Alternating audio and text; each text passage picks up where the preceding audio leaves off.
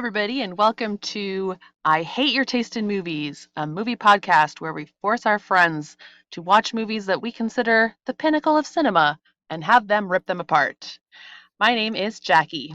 I'm Jen. I'm Austin. And today it was my pick, and I forced Jen and Austin to watch a little known cinematic classic called The Rock, starring Nicolas Cage and Sean Connery, where they are trying to break into Alcatraz prison and save the world.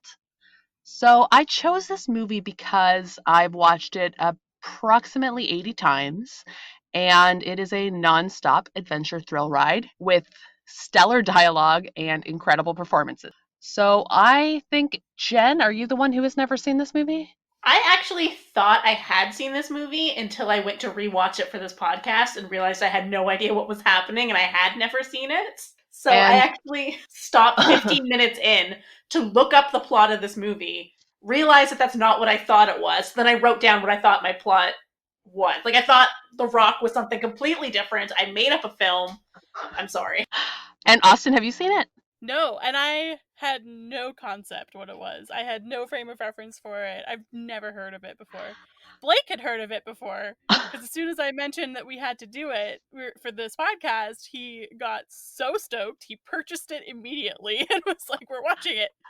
I'm so excited that this is a double whammy, that neither of you had seen this, because I love this movie. I also want to know, Jen, what both of your plots were. I want to know what you thought this movie was, and then what you secondarily thought it was. Tell me. So like I said, I thought I had seen this movie. Like, I remember having conversations with friends back in university about this movie, because the Transformers movies were coming out around this time, and I hated them, and I hate Michael Bay, and they'd be like, oh, the only good Michael Bay movie is The Rock, and I'd be like, oh yeah, that one's decent. But clearly I was full of shit because I'd never seen The Rock. I just thought I had. So I thought the plot was that there was someone imprisoned in Alcatraz who had something that the government needed. Maybe it was knowledge. They were a foreign national. They were someone who was undercover that got arrested. So the government needs them out of prison. So they send Sean Connery to break into prison to bring this person back out. That is 100% what I thought I was in for. I was like, oh, it's like a escape kind of heisty type movie. He's got to get his team, his crew. He goes in, he brings the guy back out. It's a whole thing. And then I started watching this movie and I was like, wait, Nicolas Cage is in this? What is this? You didn't even know this was a Nicolas Cage movie? No, which should have been my first sign that I'd never seen it. Because I was like, oh, I forgot he was in this. And then it shows him being like a scientist. And I was like, wait, this has nothing to do with what I've written in my head. So what is this movie? So did you think the American government had to break into Alcatraz to break out? You know, this is a federally run, or it was a federally run prison, and they could just release him. Yeah, and also in 1996, Alcatraz wasn't open. So this, in my head, is what, a period piece? That makes me so happy. Okay, now once you kind of looked on Wikipedia, what did you think it was about? Well, then I read the plot synopsis, so I know it's a lot of insanity. Okay.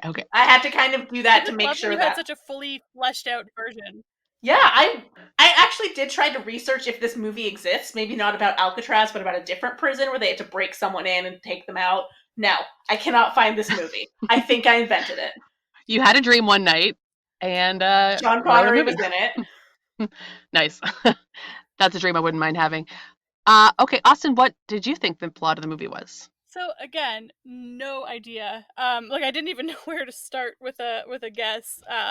So I wrote, assuming it's not actually a biopic of Dwayne "The Rock" Johnson, so I'm guessing it's a cop action thriller. Based on the little picture, like the cover art, Sean Connery is a no-nonsense cop doing cop things with Nicolas Cage as they hunt down Ed Harris. So I got that last part kind of right. Wow, okay. That is amazing. This is amazing that to me, this movie, I know it so well. It's shocking to me that neither of you had any idea what it was about. I will also say it took me an embarrassingly long amount of time to realize that the titular rock was Alcatraz. I had no idea. Did you figure it out when Sean Connery turned to everyone and said, "Welcome to the Rock"? Well, when he said that, I just started singing "Come From Away" instead. But they totally stole it from this movie. P.S. Tell us your story of The Rock. Why you love this movie so much, how you saw it, how many times you've seen it. I would love to talk about this movie ad nauseum. Now that you've seen it, I feel like you must understand why I love it. It is the perfect blend of nonstop action thrill ride with some perfect spot-on comedic performances from Monsieur Nicolas Cage, with his over-the-top delivery of lines just completely fits with this movie to me. I think this might even have been my first exposure to Nicolas Cage, and I think I thought he was a better actor than he actually is because of this movie, which isn't I saying will much say I was because surprised. I was surprised at Nick Cage's performance. Can I make a confession to you guys right now? Is it that you've I never seen a Nicolas Cage movie? Yeah, this was the first one. are you kidding? How did I know? How is that possible? You've never seen Gone in 60 Seconds, or you've never Con seen Air. Con Con Air. Air. Oh my god. Face Off? I You've never know. seen Face Off?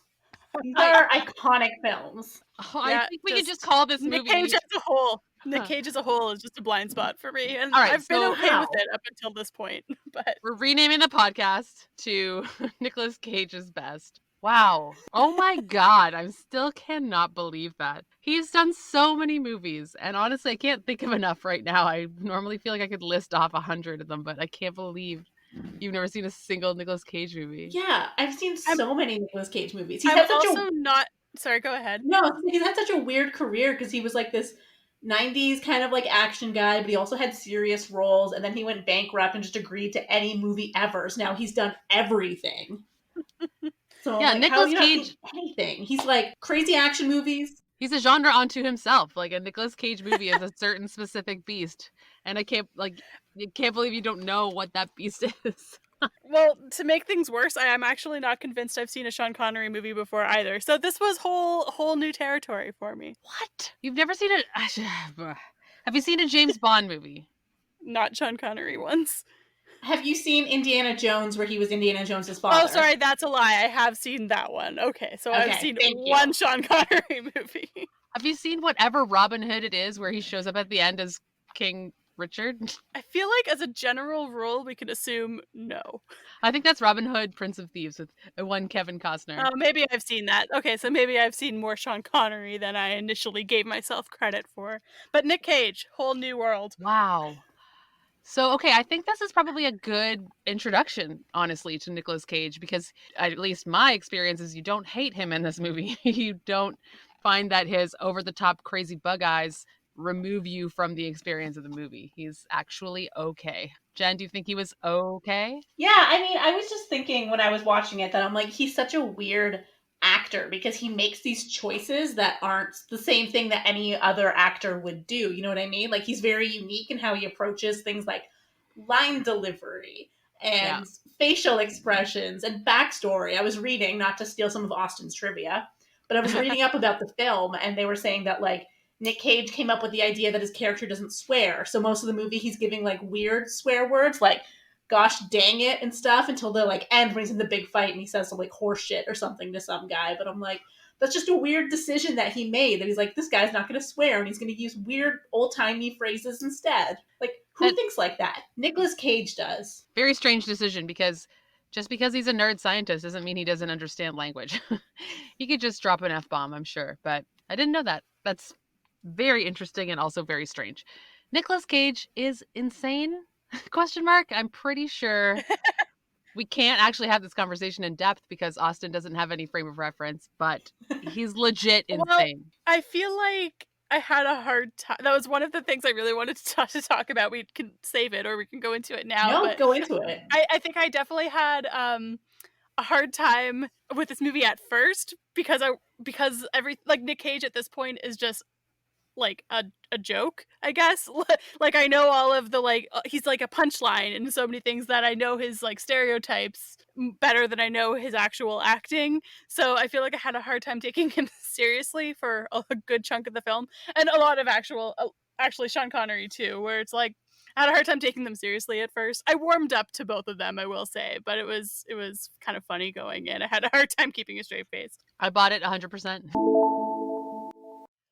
Okay, so we're back after our 10,000th technical difficulty. This has been a rough one. Jackie, why don't you tell us again, because I'm not sure if it picked it up, why don't you tell us a little bit about your background with this movie and why you love it so much? I would love to. I'm a little frustrated from our technical difficulties, so I have to get amped up about this movie again because it's rough over here. But all right, The Rock. I'm doing Nicolas Cage hands. Let's go. It'll get you in the spirit of things. The Rock is amazing. Okay, so my connection to this movie, honestly, I can't remember the first time I saw it or why. I'm sure it was just the intriguing cover lured us in at the local Blockbuster Video, and we decided to rent it on a whim because I don't actually remember this movie being advertised much.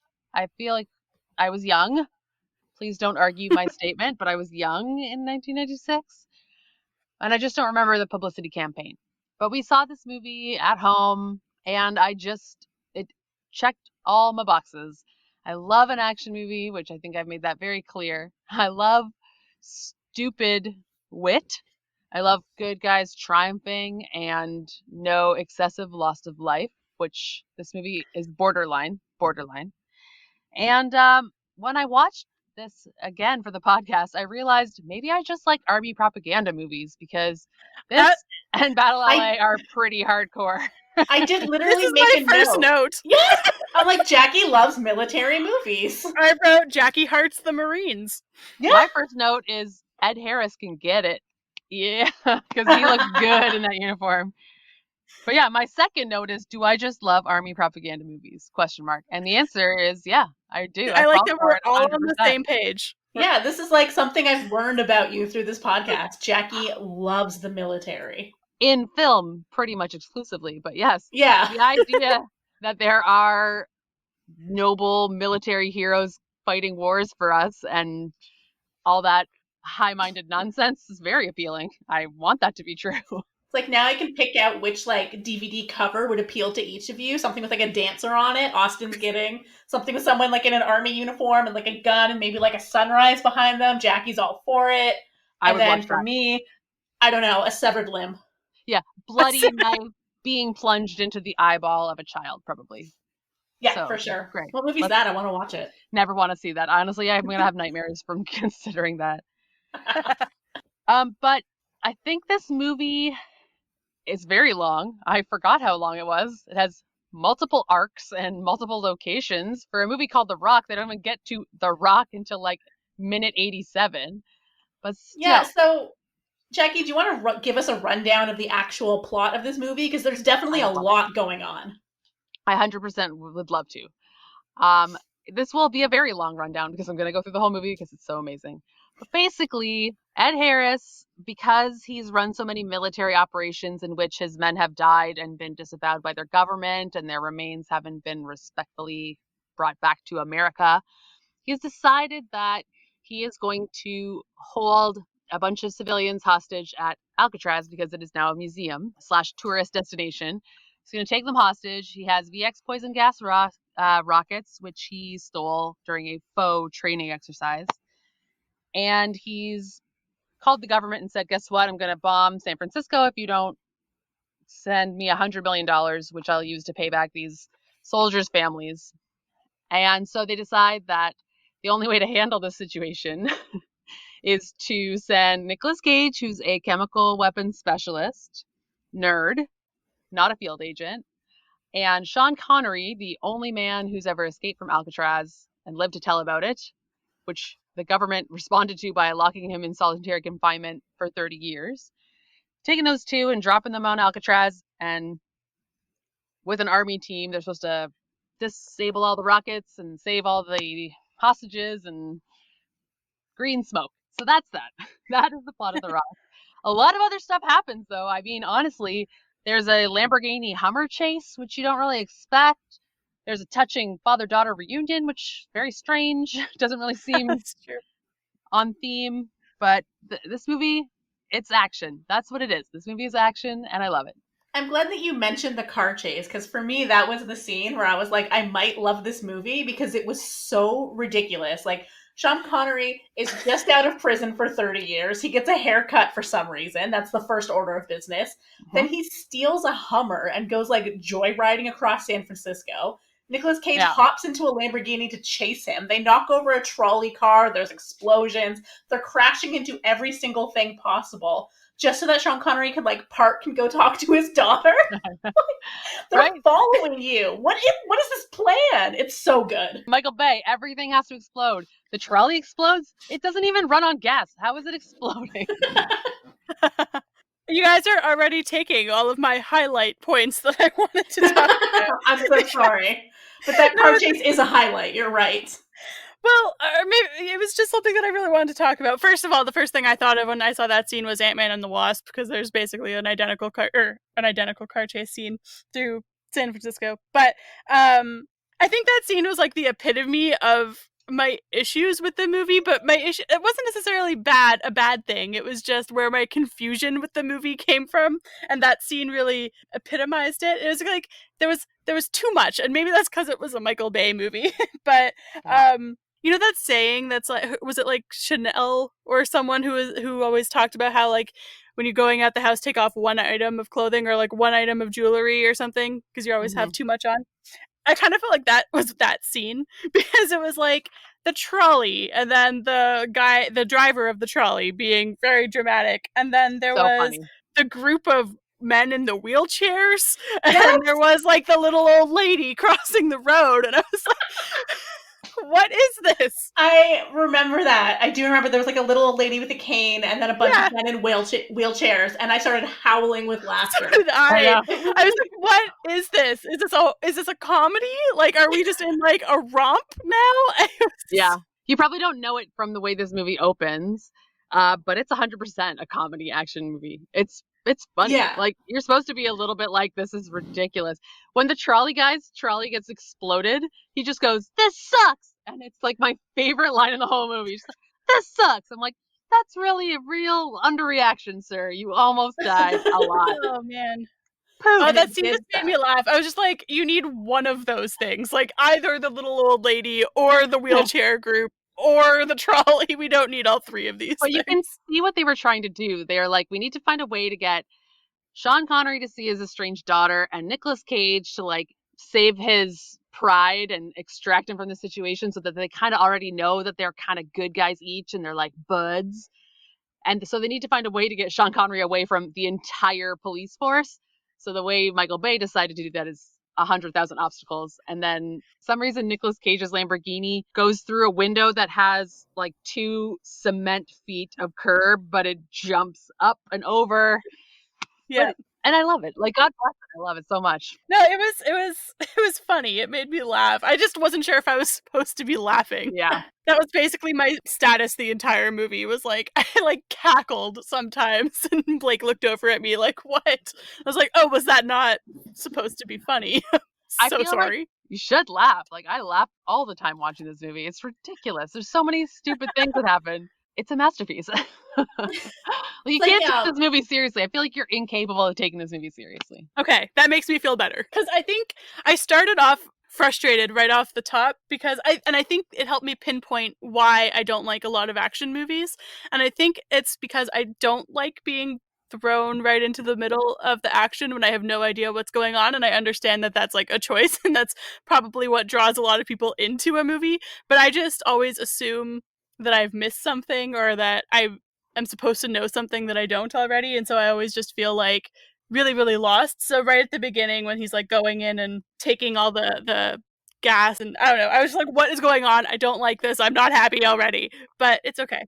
Yeah. Coming into this movie from your perspective, I could see how that entire sequence, they don't really tell you who's the army and who's like the invading people. They just all look like army guys. And you're like, why are they shooting each other? Which one's on which team? It's not and I think clear. the point is that you don't know that until later. That like Ed Harris is like an army guy who was seen as a hero by the government, but now he's doing something kind of bad. Yeah, I think I picked it up pretty quickly. Like, but I think I just pinpoint something that I don't like about movies in general is like being thrown right into the middle of a really like high action scene. Because as we've talked about before, like in general don't like action scenes. I find them so boring. So it's like when it's just being launched into one, I'm always like, ugh, I don't care. But I mean, I will say the beginning of this movie was also very confusing for me. But again, that's because I thought I was watching a movie about Sean Connery breaking into Alcatraz, and I was like, what? I mean, you were, What's but going not the way on? we Why is there expected. a virus? Yeah, they also are pretty visceral with the point of view of the guy left behind in the poison room. right. I remember Yeah. that. I remember being tormented by that scene when I was a kid. It was a little too realistic for my tiny brain.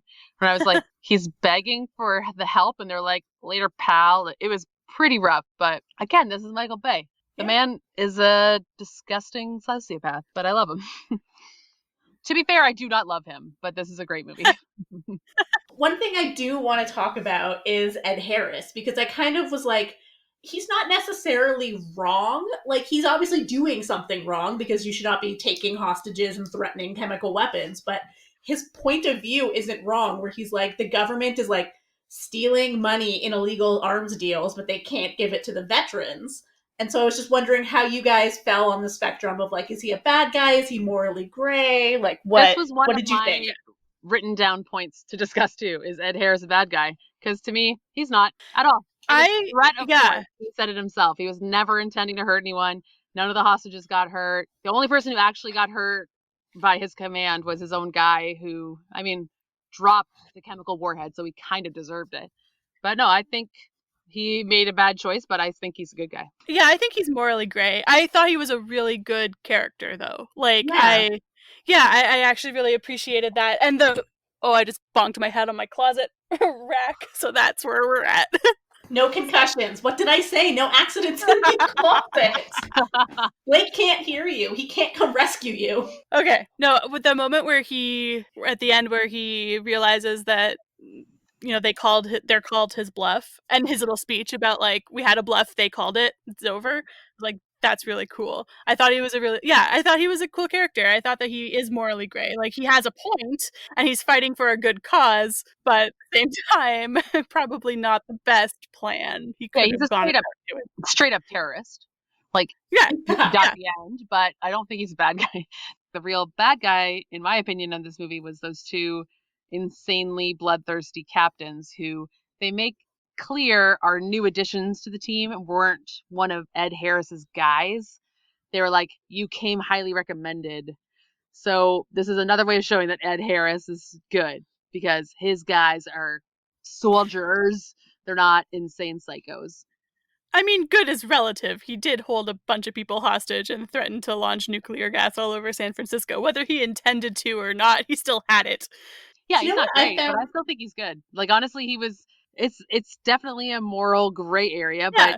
he was never going to do it. It was a bluff.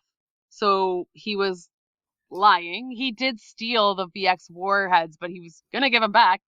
Like, I do think intent is very important.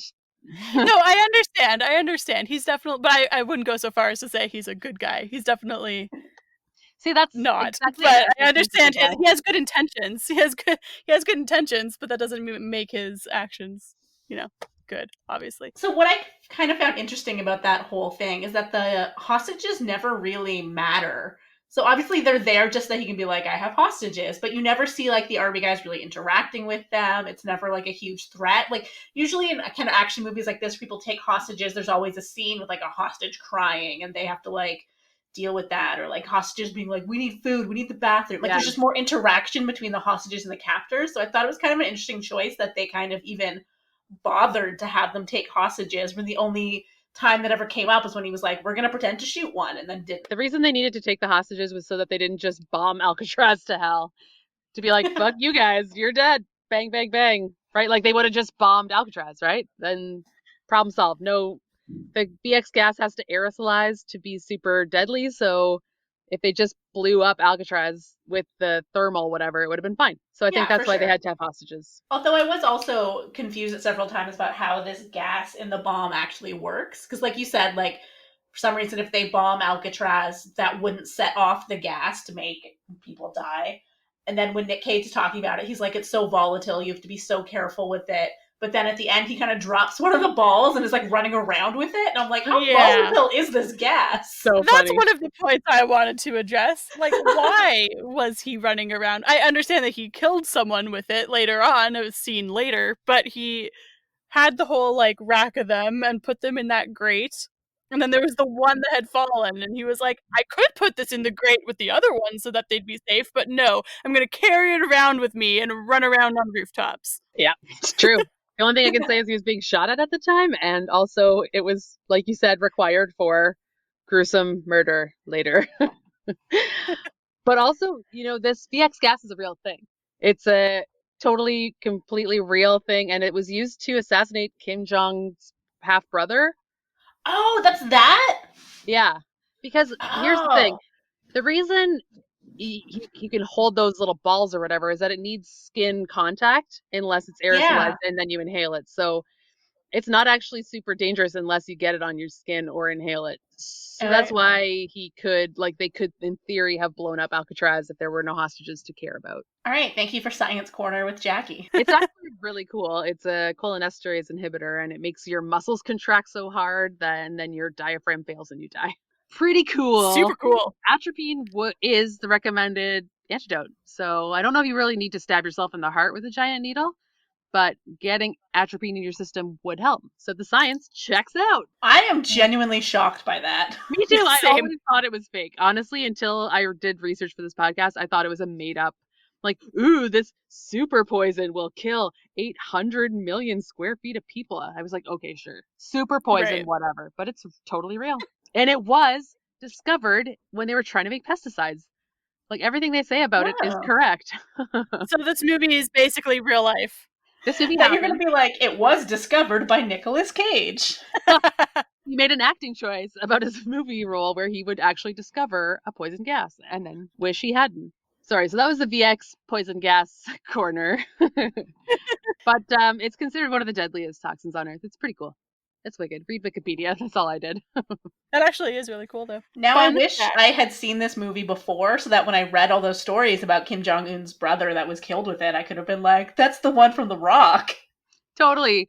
However, I've seen it 100 times and I didn't make that connection when the news story came out. So maybe that's saying more about how I take in information, but still, this movie is basically fact. I'll tell you one of the things I really liked about this movie, and I forgot about it until I watched it again. And maybe it's because quarantine has made me feel like I've had a couple bad days. But I'm like, the way Nicolas Cage chills at home after a bad day is pretty amazing. He's like naked, playing guitar, getting drunk. Like, that's a good day. I was not prepared for that. I looked down at my notebook. I was taking notes. I looked down and then I looked back up and it was just naked Nicolas Cage. Honestly, he's not bad naked in this movie. This is I prime. mean, it wasn't great. To each their own. Well, I didn't think it was terrible.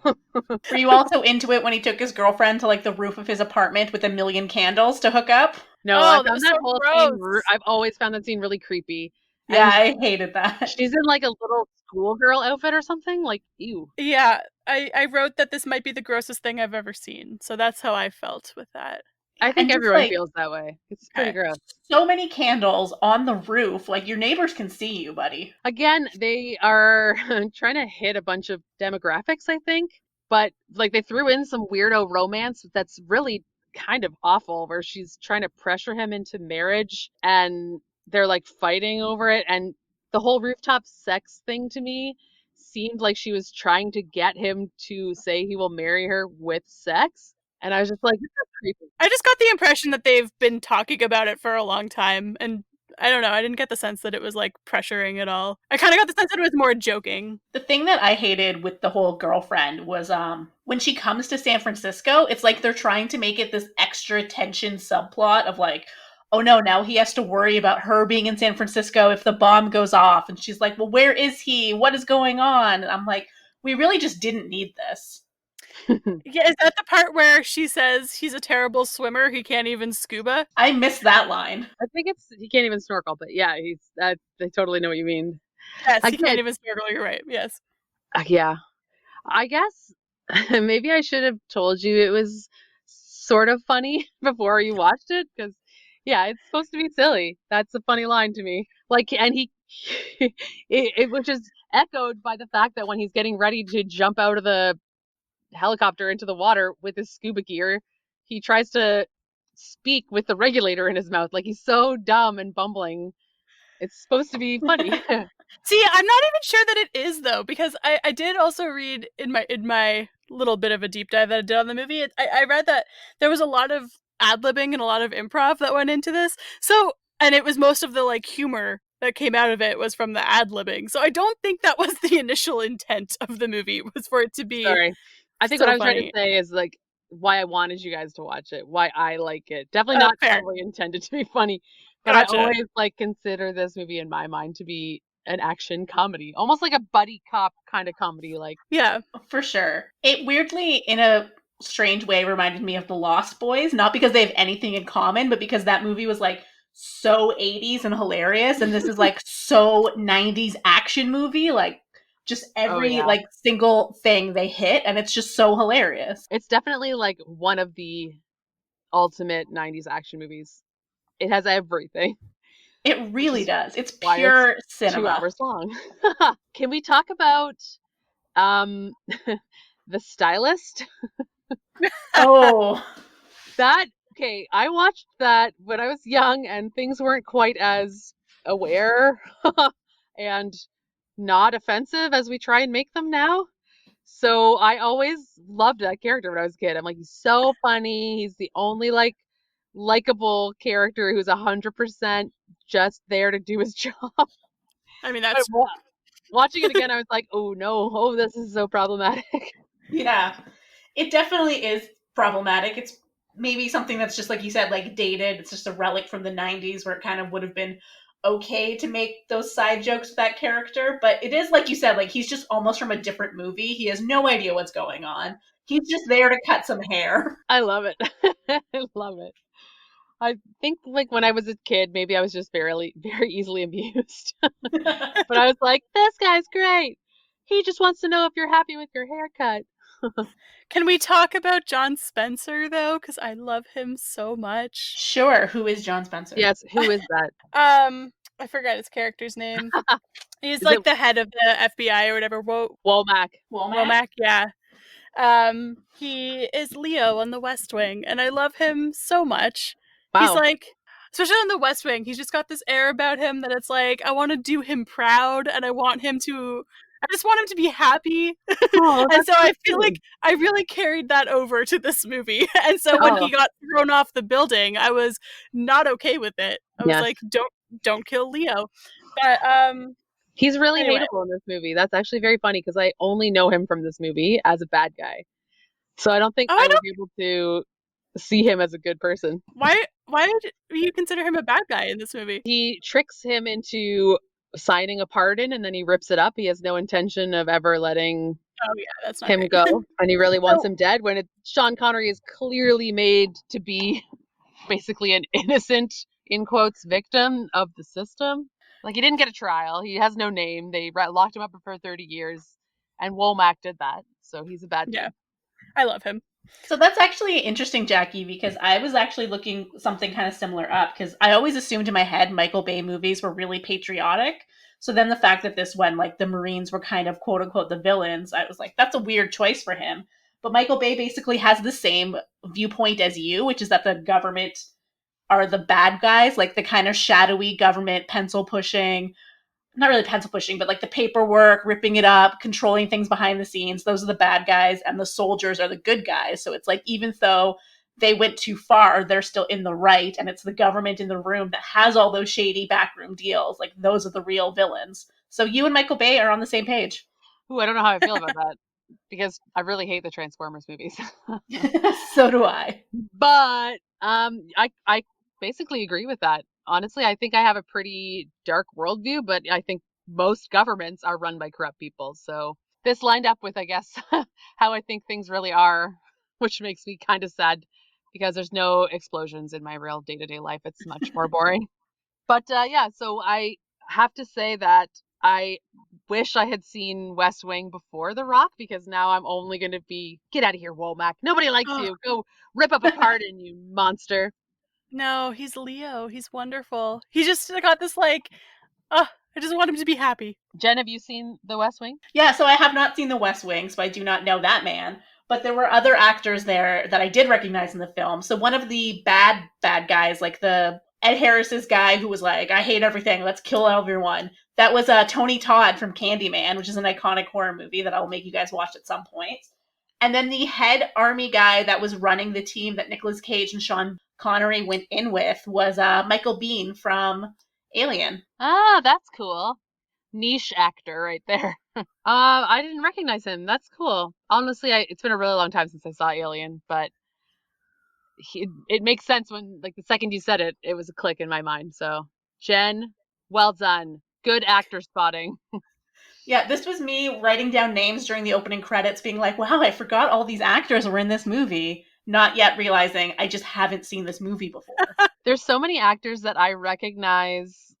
Like, if I saw their face, I'd be like, oh, that's Army Corporal #2 from The Rock. Like, they're all only from this movie. So many of them I've never seen or heard from again.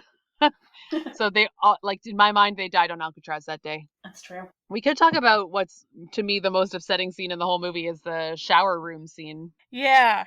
It's stupid. I'm just going to say straight off the bat, I always hated this scene because it's, even as like a 10-year-old, I was aware that this was just macho posturing bullshit that led to everyone dying. They're just like, put down your gun. I won't. Put it down. I will not give that order. And I'm just like, what did you expect was going to happen? Obviously, they're going to kill you. But I think he Wanted to he die? knew they yeah, I think he knew they were going to kill him, but he wanted to have that moral high ground, like this is what I signed up for. I know that I can die during a mission, but I'm not going to sacrifice my whatever.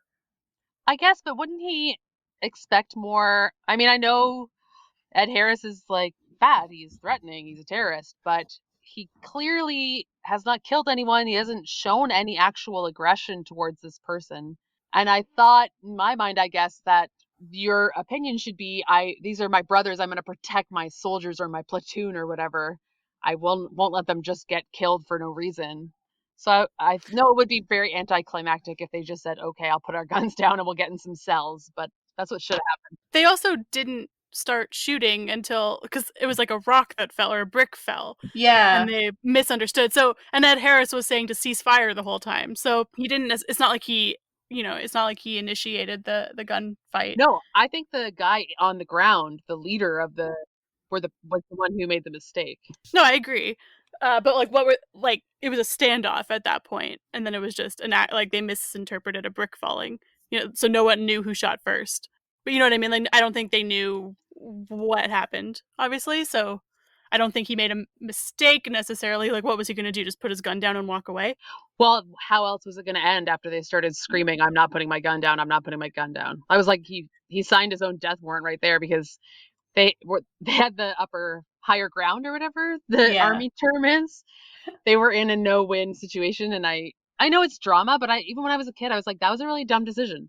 All those dudes, obviously mistakes happen and heat of the battle, whatever. But I was just, even as a child, I was like, this is purely to set up Nicolas Cage and Sean Connery being alone, having to face it alone, and gratuitous violence for no reason. So I love violence, don't get me wrong, but it has to have a reason. Has to further the plot. That's a good point, because I was thinking, same as you, I just took it as face value. They need to kill everyone off, so there's just the two rogue heroes going in. But they really could have got that same effect even if these soldiers had put down their weapons and were locked up in a cell. Like Nicolas Cage and Sean Connery could be like, they're in trouble, they can't do the mission, we have to go do it. Yeah, that's interesting. I actually hadn't followed the thought that far, but yeah, that would have been great. And then they could have saved the army guys, or one of the other weird things that happened could have been avoided by them, like getting one of the army guys loose or something. Because I also didn't really buy the thought that Nicolas Cage, who's a chemical guy, also knows how to dismantle bombs and rockets. And also knows his way around Alcatraz pretty well. Like, yeah. So a lot of these things that they just said, oh, it's fine, don't worry about it. Nicolas Cage is smart enough to know this. Could have been fixed by them having another army guy periodically appear. And then they could have killed him. It'd been fine. Yeah, and there could have been some like tension as they're kind of trying to like get one of the guys out of his cell because they need him to come with them, and they're trying to like sneak around together, and would have been interesting. Yeah, I guess this movie was already too long, and they said we've got all we can with these two hamming it up. Yeah, I would definitely be cutting other things from this movie. What do you think about the whole concept of this guy escaped Alcatraz 30 years ago? I think he could break in now. Oh, I'm glad you bring that up, Jackie. I think it's absolute nonsense. It's total nonsense. My favorite is when they kind of first get there and there's that tunnel that has flames and like sliding axes. I don't know. And Sean Connery is like, oh, I did this once 30 years ago. I had been in a jail cell this whole time eating like scraps and doing nothing, but I still remember exactly how to get through this, and my body is still physically capable of moving at the same speed as it was. So let me just roll right through. Yeah, and it's 100% been shut down at I least was once. I was just gonna say, there's no reason that room would even still be functional at this point if Alcatraz has been shut down for that long. It was like a power room or something, right? Like they wouldn't Yeah, need it. There's no reason for there to be not at all. flames. Did they need it in the first place? Because again, it was flames and then like swinging. It was like, you know, in Super Mario Brothers where you're in the castle levels and there's the things that shoot fire and the things that drop down. It was that. Yep. Actually, if you look closely, those aren't axes. I can see why you thought that. They're actually like gears for some Yeah, reason. yeah. Even more abstract. Just it's fine. You're just supposed to accept that whatever furnace, power, heat machine this is, it needs bursts of flame and gears that do nothing. So yeah, it's Alcatraz. I was also a little bit confused about the idea that he got through there and then just kind of walked around and opened the door Yeah. behind them. Yeah. This machine clearly leads to a hallway. I mean, Yeah. Yeah. it's so clear to me, obviously, that sometimes fire explodes into the hallway. When the guards are doing their patrols during Alcatraz times, they have to count 1, 2, 3, jump over the flame burst to get to the mess hall. Of course. Okay, yeah, because I I love took everything else at face value. I was like, yes, of course they need to roll through this furnace. I expected them all to have to do it. it. Like for And him that's to how like, you would lose the first army guy. He wouldn't roll fast enough. I mean, hey. He needs to open a door so that he can say, "Welcome to the Rock." Exactly. Yeah. Although he could have literally said it at any time. They pop out of the water in slow-mo. He could have been like, "Welcome to the Rock." Like, you don't need that line. Is so perfect. It could happen anytime. But it's also just like opening a door. Like that's not climactic at all. A really heavy door, Austin. Didn't you hear it groan? It was like creak. Also, that door would have been rusted shut. Am I right? But also, the second part of we're gonna have to talk about a lot of the weird things that exist in quote unquote Alcatraz. But the one I never understood even from the beginning is coal mining trolley equipment. Yes. Where? Yes. Okay. First of all, I do have to say I believe that is my absolute favorite scene where they drop down, land in the trolley, and then just go. I was like, this is the best thing I've ever seen with my own two eyes. I love this movie. But yeah, why would Alcatraz have this? And even if for whatever reason, when it was a functioning prison, they were also a coal mine, that wouldn't be happening now. Right. Exactly. It's fantastic. They built this set of a collapsed bridge over water and rocks in underground, but also buckets, and I love it so much. There's some buckets that go on the railing. There's some buckets that hang from the ceiling. Maybe I should have looked up if Alcatraz had a work release program in a coal mine under Alcatraz. Maybe that existed, but I remember when I was a kid and I had a really short attention span. And when this happened, I was like, did they travel to another location? Like, did I miss the plane ride to the Adirondacks or something? Like, has something else happened? But no, Yeah, it's so an Alcatraz. Yeah, I wrote all of a sudden it's Big Thunder Mountain because it was just Yes, it is. I have been to Alcatraz and I did the tour, and I do not remember this coming up. That's the special tour. That's the VIP tour where you get to get in a bucket and they shoot at you. Okay, because I you should have have to pay got on extra that for one. that. Yeah, you I have to pay would extra have for if that I one. knew that was an option. If Oh they my were like, "Do you God. want to jump in our mining trolley?" I'd be like, "Fuck yes, take all my money." How has Alcatraz not made a Experience the Rock attraction where they take you to all the cool Because they have scenes? to build all that stuff. You have to roll through the furnace room to enter. I would pay so much money to do that. I always want to do that hand gesture he does and wear a balaclava. It's so great. And then also, Alcatraz has all these sewer tunnels full of water, like so much water. I don't understand. A bunch of times things explode and they jump in the water to save themselves from burns. But yet, in the scene before that, the water was only up to their ankles. Like the level of water in the tunnels changes a lot. A lot. Yeah. And the implication is sort of that, like, Alcatraz is the prison on top. Underneath, there's all these tunnels full of water. So it's kind of saying that the island is hollow. Interesting. Like, Or that it's sinking. yeah. It's like there's ocean around it, and then inside is just tunnels full of water. And then we built a prison on top. There's so many tunnels. Even if the concept is believable and maybe it's true that there's no unified blueprint of Alcatraz because of the renovations that have happened over the years, I buy that. That doesn't mean there's 900,000 miles of tunnels under. Like the tunnels were obviously built with a purpose. They go from A to B. It's not this rat's warren of like we can't find them. They are lost in the tunnels. They are safe.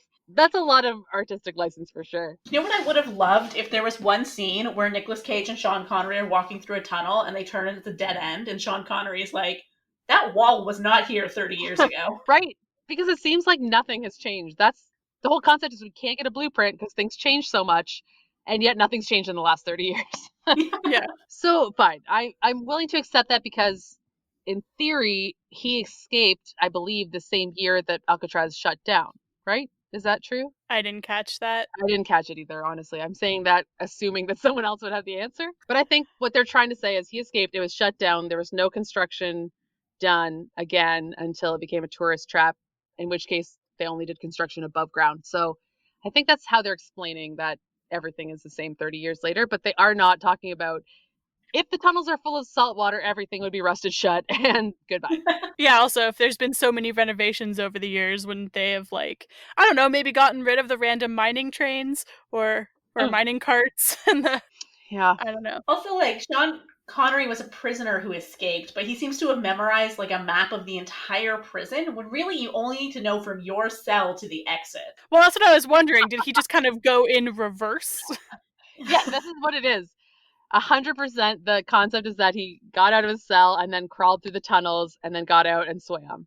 So he's reverse breaking in the way he got out. But the way Jen just said it made me laugh so hard because I can picture him just like walking to the exit. It's like a big red exit sign. He's just like, oh, great. Just got to meander over toward the exit. Yeah. I've escaped from Alcatraz. When they're under in the tunnel some point, they're like, oh, we have to get to underneath the morgue, so we have to go this way. And I'm like, but what if he never had to pass the morgue on his way out before? Like, how does he know which tunnel to take? They go to so many locations via the tunnels. You're very right. Exactly. They know how to get to the lower lighthouse through the tunnels. What? But then again, we just say Sean Connery is a magician. Like you can't, he just knows things that we don't know. So there is a fan theory for this movie. Oh my god, yeah. So excited. That Mason is actually an older James Bond. Because it... I don't like that. Well, they have similar backgrounds and training. Sure. But it doesn't line up timeline-wise unless the movie was set in 2013. But still. It could be. It's very, very contemporary.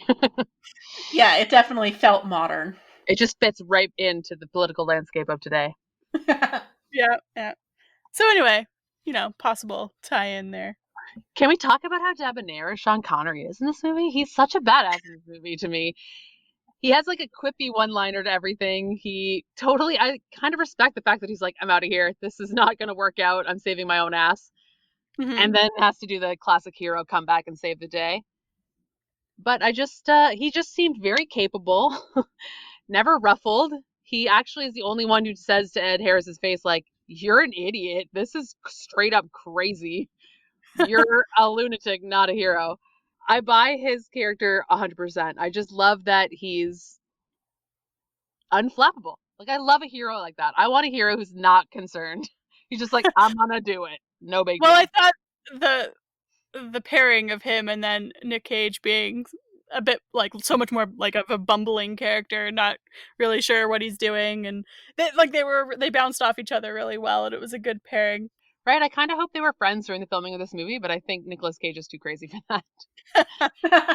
I feel like he's probably really method. He lived in a tunnel the Oh, entire time they were filming. He slept at Alcatraz in one of the cells. Yeah, he's always wet, constantly wet. apparently Sean Connery, this is kind of jumping ahead to my little trivia here, but apparently Sean Connery requested that they build him a cabin on Alcatraz so that he didn't have to commute from the mainland every day. That's badass. I like that. And they actually did it. They built him a cabin. Of course, if Sean Connery asks you to build a cabin, you build a cabin. Does that mean he stayed there amazing. alone overnight? I really don't know. There wasn't any more But can you information on. imagine? That's like a haunted house type thing. Okay, we're all leaving this island, and you're gonna stay here alone in this shoddily constructed wood cabin with like a twin bed and a hot plate. Goodbye. Guys, if we could stay alone overnight at Alcatraz, would you do it? I would totally do it. 100%. Yeah. 100%. Let's do it. Let's find some ghosts. Okay, cool. I would definitely not sleep. I would be torture, and I would definitely have to have it in such a way that there's no available boat in which to leave, because then I would just leave. I have to be stuck there, miserable, but I would do it. But you could also like go through the tunnels and swim it, Sean Connery style. I'm pretty sure that since no one has been recorded as surviving the swim, I think I could do it. Yeah, I think you'd be the one. Yeah, I mean, all you gotta do is float on your back for a while, right? Like, I could do that. I think the undertow actually drags you out to sea. I'm not really sure on the logistics of that, but I think that if you try and swim, most of the time you end up in the ocean far away from everybody else. Okay, Also sharks. Oh, good point. I would just try to have a seance in Al Capone's cell so I could talk to his ghost. Of course you would. Why would you want to talk to his ghost? By the time he died, he had so much syphilis in his brain that he was insane. I know. But just to say, just be like, oh, cool, I met him. He was a and then he'd be ghost. like, "Mar, syphilis talk," and you'd be like, "Whoa, that was intense." That was a really good tangent, actually. Very much enjoyed that. And now I really want to sleep over at Alcatraz. I would sleep in a cell. I would too. Those twin mattresses looked real nasty. When I did the Alcatraz tour, they put us in one of the rooms. It wasn't like a regular cell. I think it might have been solitary. They like shut the door and it's like pitch black. Like you don't see anything. Oh, and they're like, this is where prisoners lived. And you're just like, oh, fuck. So that would definitely drive you crazy. Was it just you alone in that cell? No, like it was during a tour, so they put a bunch of people in. Oh, okay. Yeesh. Yeah, I've done the tour at the Ottawa jail, which is nowhere near as exciting, obviously, as Alcatraz, but same thing. They kind of locked us in a room or in a cell for a few minutes. Yeah, I don't think I could do it. Yeah, I'd go crazy. Yeah, I mean, we're all struggling with quarantine. I don't think we could actually handle prison. Basically, prison is a great deterrent because I feel like I would steal a lot more if prison wasn't involved. I just really like being able to go to sleep when I want to and go to the bathroom when I want to, so I don't think I'd be good with prison. Oh god, yeah, if you're in prison, can you not just like take a nap in the day if you want to? I kind of wonder. Sometimes they make you all go into a common area, right? Yeah. I think you have hours. You have a schedule. Ugh. I think that's true too. What if I just want to lie down? I guess you could lie down outside. I guess you could pretend that you're sick. Yeah, let's just not go to prison. Yeah, I think I'm going to go with that option. I'm going to try my best. I'm not going to guarantee I'm not going to prison. I'm just going to try. I'm going to do less crime. At least until the purge becomes a thing. Also, I haven't seen the purge. That's actually a good idea. I'm going to put the purge on my list, guys. Damn it, Jackie! Why did I say that? Jesus. Just digging a hole. Dig. So, okay, getting back to The Rock a little bit, just moving along. They do threaten that one hostage, Larry Henderson, who is the milkiest milquetoast man who's ever lived. And Sean Connery turns himself in rather than have milquetoast man get shot, which again is making you believe Sean Connery is a good guy. But I don't even understand why that had to happen because he immediately escapes. Maybe that's why he knew he could escape. Well, they capture them both, and then they both escape. All of a sudden, I forgot how they escaped. How did they escape? I don't remember at all, but I think the scene was basically, like you said, Jackie, to have Sean Connery have that cool moment of, like, facing down the bad guy and being like, I don't care, cool. You're a moron, I'm better than you.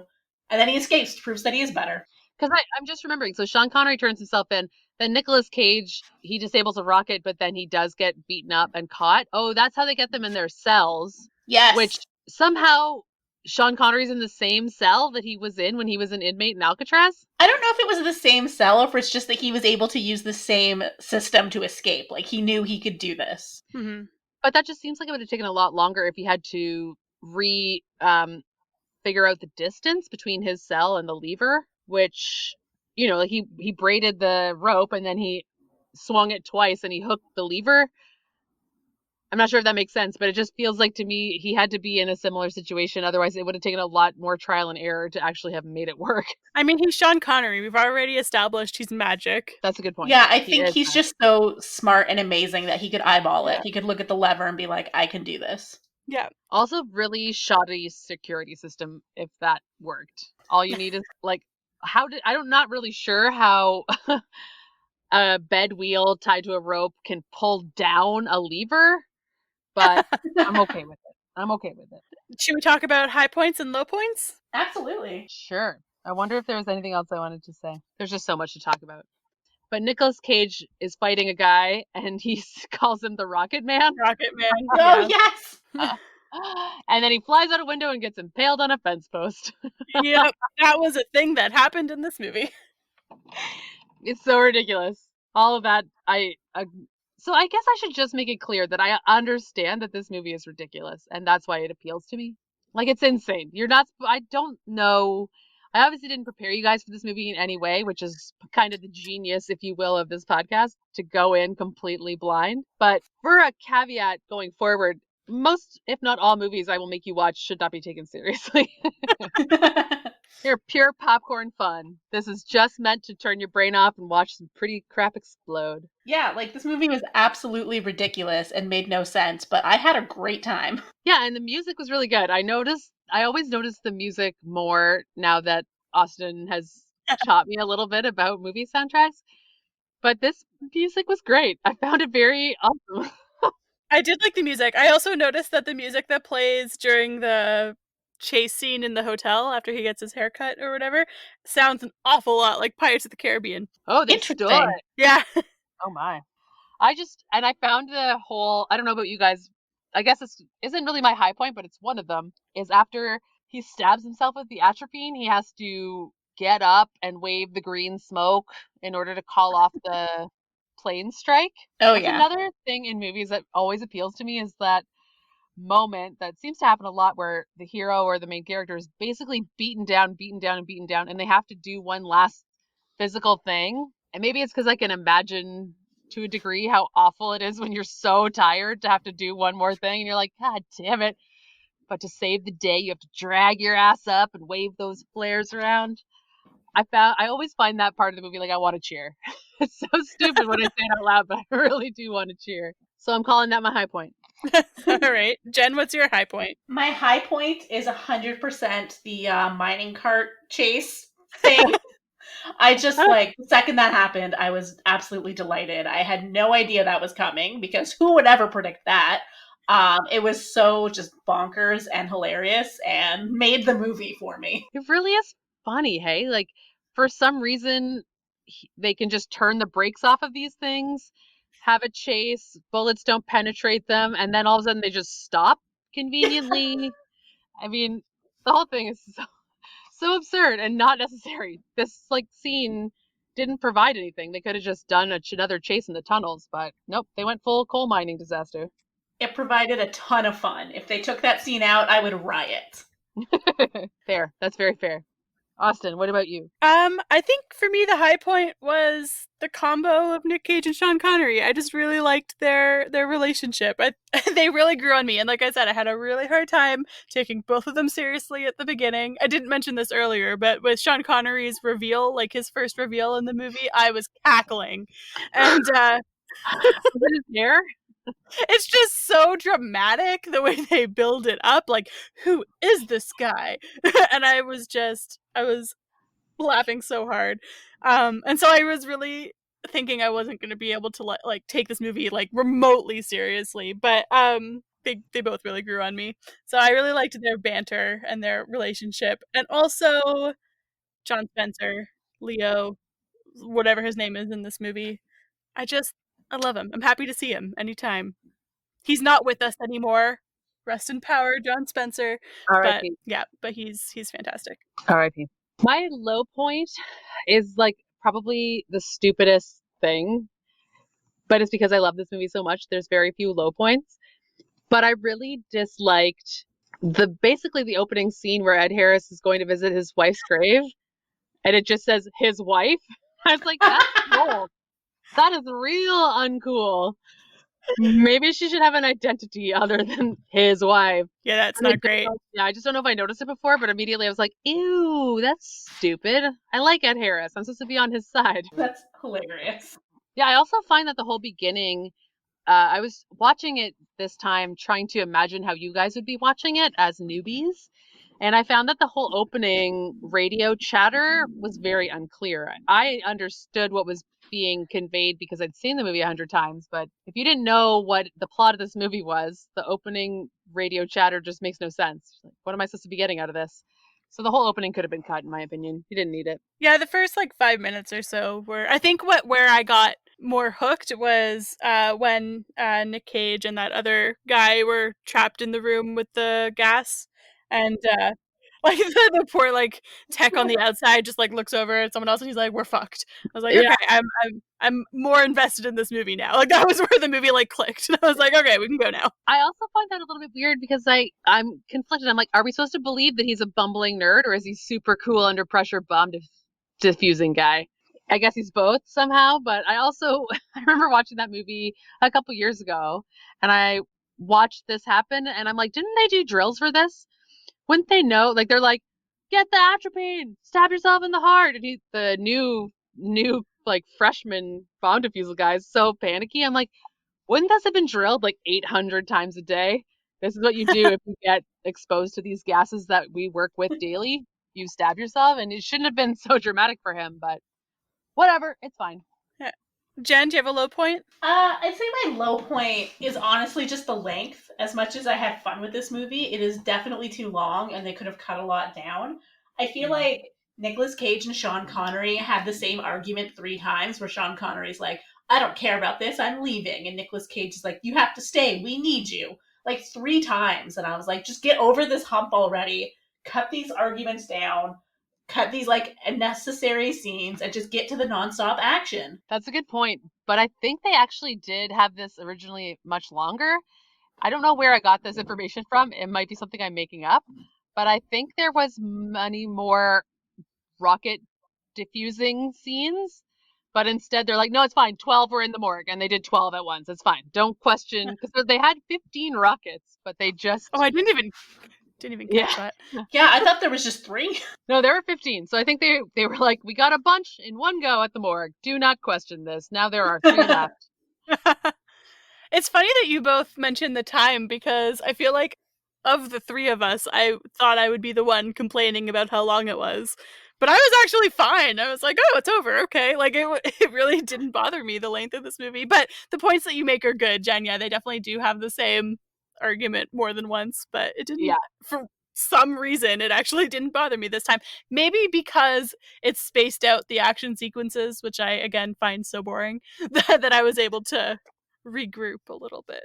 Yeah, this is just viewing it differently. You're like, oh, I'm glad for some dialogue between the action. And I'm Yeah, like, exactly. why is there dialogue? I need more action. Yeah, exactly. And I think I just started the movie really late at night, and I was like, why is this so... I don't remember this being so long. But I think it has the perfect amount of dialogue, perfect amount of action. Because to me, the dialogue... Oh, God. I don't even want to say this because you guys are going to make fun of me so much, but it's great. It's snappy. I love the dialogue. I think this movie is hilarious. I have so many quotes written down because it's just so... Oh, yes. I wrote down some quotes, too. But, Jackie, you can tell us some of your faves first. Hold on, I gotta do my low point here. Oh, I'm sorry. I didn't mean to jump ahead. I was like... That's all right. I was ready you this time to do some hilarious quotes. But, yes, what's your low point? Or I think my low point was just the general not being sure how I was supposed to be feeling about the movie. I think it was very tonally strange. So I think I was laughing at... I know, Jackie, you were saying, like, you consider this a comedy, or, like, you consider it a funny movie, and it's okay to laugh, but I'm still not convinced the movie thinks I'm supposed to, so I was just a little bit, like, confused about, should I be laughing right now? And that chase scene, I think, is definitely a low point. But But yeah, I think everything is just like one too much for me. Yeah.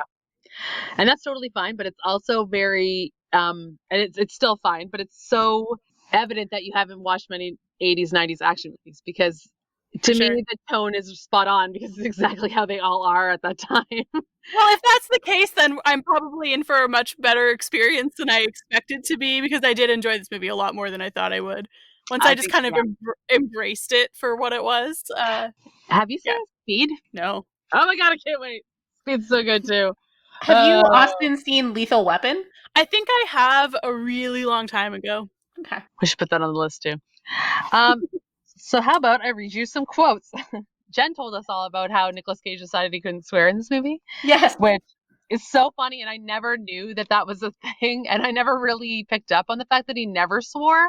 I just thought that he had very weird terms for swears. Like I thought he probably dropped an F-bomb here and there, but he also said gee whiz a lot. But no, he says a lot of things that are so strange. So my first quote that I've written down is I hope you're insured, which is a I Sean wrote that Connery down said. too during the car chase.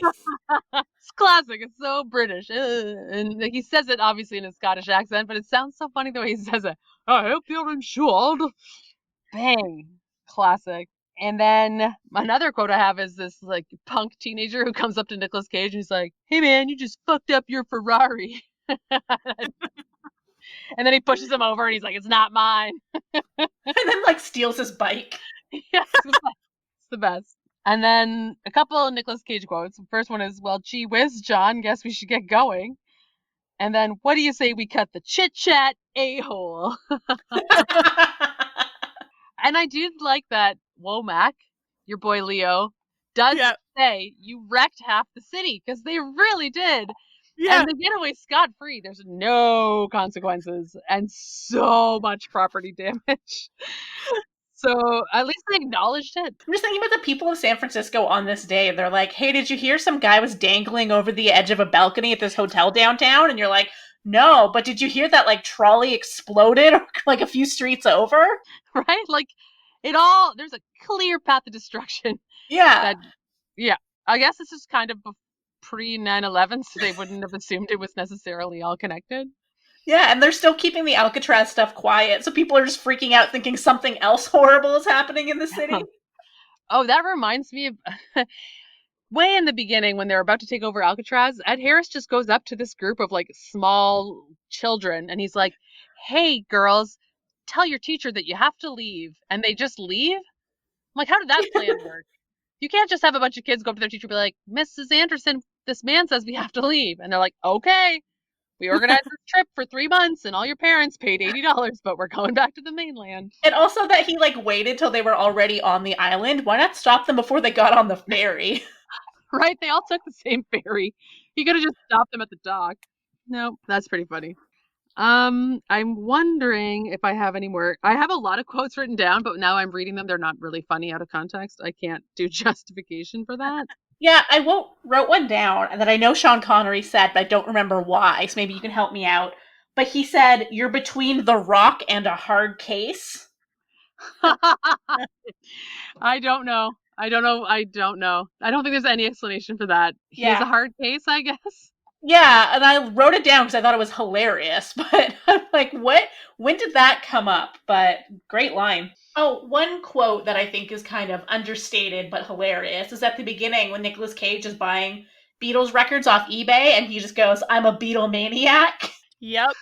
So, like, so many interesting quirks to that character. And I feel like that was all Nicolas Cage. I Just truly believe that. That makes yeah. sense. Also, he probably actually bought that record for like $800,000 and it was delivered to him on set during the scene. And that was real. That wasn't even acting, you guys. That was his real life. The UPS man took the ferry to Alcatraz to deliver it to him. Well, actually, nerd glasses adjustment. That was in his office when he was still Oh. working. Anyway, never mind. I think that's all the quotes I think are necessary to talk about. There's the classic quote that says, "Losers whine about their best, winners go home and fuck the prom queen." But I never really liked that quote. I always thought that was a little bit too fake macho manly for me, and I was just like, nah, not into it. Like, that's the thing that a lot of people remember about this movie, but it's one of the things I like the least about it. Oh, weird. Yeah. Yeah, that Cheesy. conversation was weird because then Nicolas Cage is like, my girlfriend was the prom queen. And then Sean Connery's kind of like, nice. And I'm I like, was like, you're adults. You're not 14-year-old boys. Like, who cares about the prom queen? Jen, you just solved it, actually, because this is exactly made for 14-year-old boys, so Yeah. that's why they put that line in. They're like, how do we get them really invested? The prom queen. And also sex, which they've never had. Yeah, all true. So I could quote this movie all day long. I'm going to cut it there because otherwise it's just me entertaining myself with quotes. But Austin, did you have any trivia that you wanted to share? So this movie had a budget of $75 million. Wow. That is a lot. I know, that's why I had to fact check myself because I was like, that can't possibly be right. Yeah, and that's a lot for 96. Yeah, that's a lot of money. And then it made worldwide it made $333 million. So it did okay. I wonder if they really didn't actually film on Alcatraz at all. Like everything was recreated, maybe. Well, they must have because Sean Connery had his cabin there. Correct. Very true. Can't get around that one. So the exterior shots probably, but everything else, definitely they had to make that tunnel system out of nothing. Yeah, I don't think the tunnels were real, but I think some of the interiors were real. I think some of the outside shots were as well because I did read that they didn't close down Alcatraz during filming, so like they had tourists watching them film all the time. Awesome. I wish I had known that was happening and also was an adult because I would have watched the hell out of that.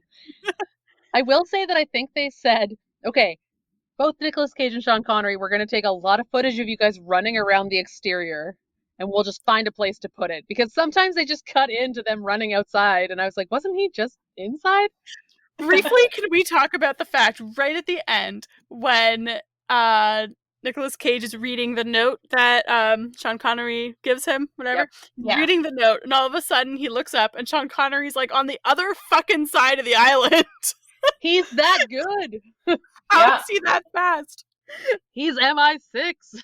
He's magic. I'm picturing like the second Nicolas Cage looks down, Sean Connery's like, like running as fast as he can, totally panicked. And then just like super casual. Kind of gives him a nod, walks away, and then he's like, hands on his knees, like, oh God, oh God. I mean, he is like 70. Honestly, I wonder if anyone knows, probably not, how old he was when this was filmed. The Sean Connery. So he's 89 now. So I'm not sure what that would have made him in 96. Okay, well, it's 89 minus 24.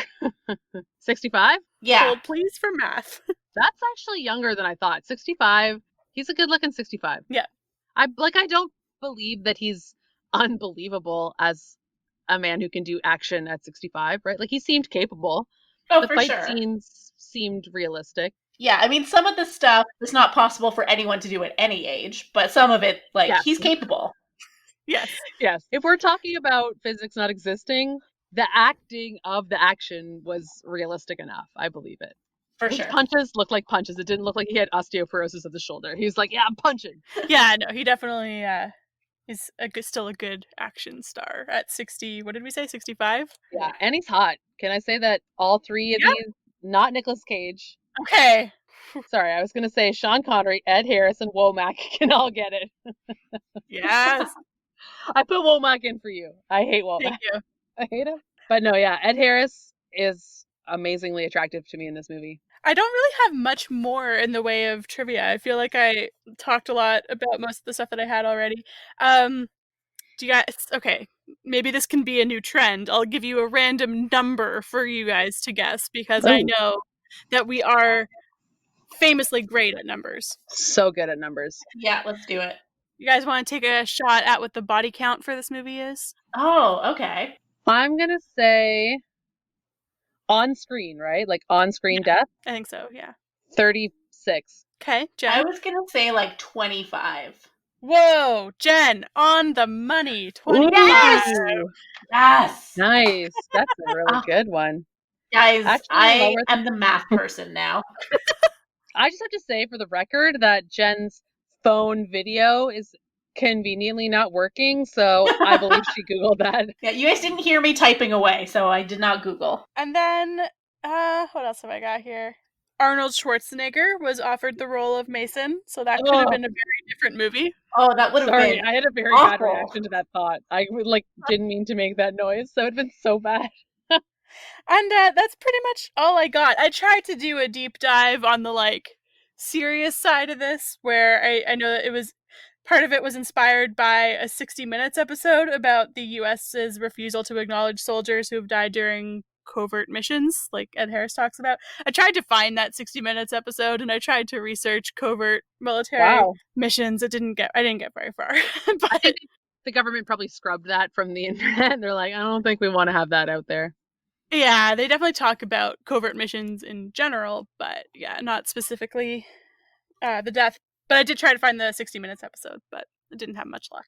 Yeah. I researched Sean Connery, actually, because at one point in the movie I was thinking, kind of like Jackie was saying earlier, like, he's so cool, like, he's such a presence on screen.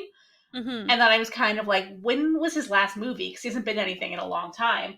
And so his last movie was The League of Extraordinary Gentlemen in 2003. I don't know if either of you have seen that. Nope. I have not either. A friend tried to show me it once in university, and I fell asleep for the whole movie. So I don't know if it's any good or not, but that was his last film. He's done some voice work since. I've heard that he was so unhappy with that movie that's why he retired. So that is not what I heard. What I had heard, and that what I saw mentioned as one of the rumors in here, is that he was actually suffering from Alzheimer's. Oh. And that he was starting to see symptoms and then had to kind of retire for his health. And that's something that, like, I think I saw an article where Michael Caine was saying that it wasn't true and that he talks to Sean all the time and he's not in poor health or anything. But that was kind of a rumor that was popping up a lot. Like, I guess to the point that his friends had to comment on it. So I don't think he ever gave an official reason why, but that was his last movie. Has he done public appearances that you know of since then? Because I was thinking after you said the Alzheimer rumor that I haven't seen him doing anything, not even like a look at this celebrity going to the grocery store. Like, he's just Not really really. reclusive. Yeah. Yeah, not for like the past 10 years, I'd say. He's been pretty private doing whatever he's doing in retirement. So it could be that he's in poor health. It could just be that he's almost 90 and doesn't care about this stuff anymore. Truth. Preach. Can't believe he's almost 90. That's crazy. Yeah. He can still get it. So, Jen, do you have any other movies that were released that year that maybe we would have seen? Yeah, so 96 was another good year for movies. I was not watching The Rock, but I was watching a lot of other things. So first of all, one of the greatest movies of all time came out this year, Scream. Oh, yes. Also, same year, Space Jam and Matilda, which made me pause and realize that I was watching Space Jam, Matilda, and Scream at the same age. So I was a very weird child. Can I just interject and say that Matilda terrified me? Matilda was, as far as I'm concerned, the first horror movie I saw. Because I remember seeing it in theaters, and like the scene where she's like trapped in the closet or locked in the closet or something. I've only seen it the once, so I don't really remember it. But I just remember being so scared. So anyway. My God.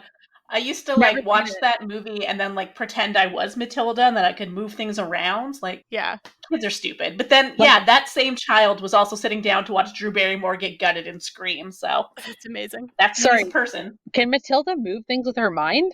Yes. Yeah. Okay, I've never seen this movie. When you said I could be Matilda and I could move things, I'm like, do you mean like furniture? Because you can move furniture if you want. Just push it. But I get it. Sorry. Yeah. Okay. Matilda has like psychic powers. Okay. So also in 96, another iconic movie, Independence Day. Oh, yes. So good. We've seen that, right? We've all? Yes. Okay. At your house. That's true. I did put it on one time when we were trying to play board games and I got very distracted. Like, oh, it's my turn because I'm watching this movie. And then some of the more serious movies that came out in 96 were like Twister, Fargo, Jerry Maguire. And then I did write down one movie that I think, Jackie, we've talked about before, but I loved it so much when I was a kid. It's Daylight with Sylvester Stallone. Yes. Oh, I hated that movie. I had such a bad taste in my mouth only because they left behind a guy to die. That was very uncool. That's the only thing I remember from it because I was a kid when I saw it and I cried. I was so upset, but I was like, this movie is so touching. It's so like sad and emotional. Okay, no, I cried and I was like, I hate this. Why is this action movie making me feel feelings? I don't want to. I'm assuming Austin has never seen this. I've never heard of it. So. But the other ones I also haven't seen, like Fargo and the other ones that you listed, Twister. You haven't seen Twister either? You haven't seen Fargo? I don't know how I've missed Fargo. Twister, I I haven't feel seen like Fargo either. Sorry for the record. I haven't seen it. Oh, guess who's writing down Fargo? I'm great. I want to see it. So Sorry, what did you say about Yeah. Twister, Austin? I feel like I've maybe seen it, Hmm. but I'm not confident. I would love an excuse to watch it again because Twister is another classically amazing movie. Yeah, everything you Honestly, say you haven't seen, I'm just writing down on my list so that we can get to it eventually. this podcast is making me think that I have the mind of a 12-year-old. Literally, I ate grilled cheese and hot lips for dinner, and my favorite movies are like Twister and The Rock. What is this saying about my brain? Listen, we all have our thing. We do. Should we rate it? Sure. Yeah, okay. Austin, how about you go first?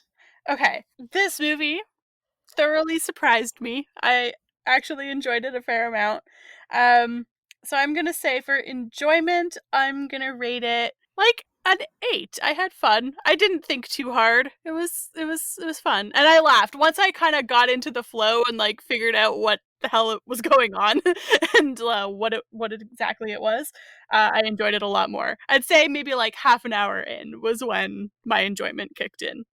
And then for quality, I don't know, maybe like a 6, 7 in that range. It was good. Oh, the one thing I forgot to say in trivia, which ties into this, this is the only Michael Bay movie to have a fresh score on Rotten Tomatoes. Oh boy. So That's funny. I I believe think that was the other thing that put me off. Once I realized it was a Michael Bay movie, I was like, oh, I don't want to watch a Michael Bay movie. But I think it was his first or one of his first, so it was yeah, good. I I enjoyed it. think people genuinely just accept this movie for the time frame, and as long as you don't expect literally anything from it, it's enjoyable. So I think people will still like this movie. It was an interesting experience going into this knowing literally nothing. Like I had no idea what it was about. I had like never heard of it. So it was I think the last time that happened was with Battle Los Angeles, so it was nice to have the polar opposite experience with that. Both amazing films in their own right, but you're right, very tonally different. Jen, what do you have for a rating? So I think I'm pretty on par with Austin. I'd say my enjoyment was around an 8. I had a really good time with it. It was funny. It hit all those action sequences that you kind of want to see happen. There's explosions and car chases and shootouts and bomb defusal and hitting a man with a rocket launcher and calling him Rocket Man. Like it was just every level of nonsense that I want. So it's about an 8 for an enjoyment. And then I'd say for quality, probably around a 7. Like it's good, but it's not necessarily good, you know? Yeah. Yeah, that's fair. My rating obviously is going to be way higher. Yeah, you're a 10 out of 10. 10 out of 10, 100%. I enjoyed this movie so much. Again, exactly what you said, Jen. It hits all the checklist of what makes a 90s action movie enjoyable for me. And it adds more ridiculousness, which I always enjoy. And I find it genuinely funny. And I definitely, as Nicolas Cage got older and older as an actor, he became more and more off-putting.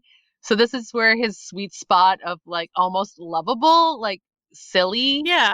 charming almost. I wouldn't call him charming, but there is an element of charm. He's likable.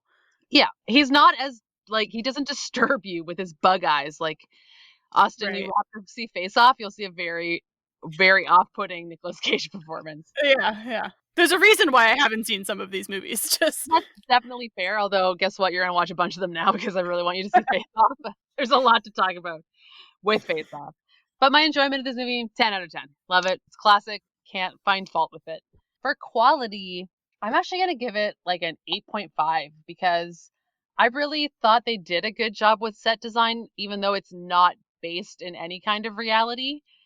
They did a good job of having a lot of different set pieces and a lot of intricate backgrounds. If you've ever noticed, most of the time when they're in above ground Alcatraz, it's very consistent and I feel like a lot of work went into it. And it's obviously before CGI, so all the fights are practical effects and they're actually throwing people through things. yeah.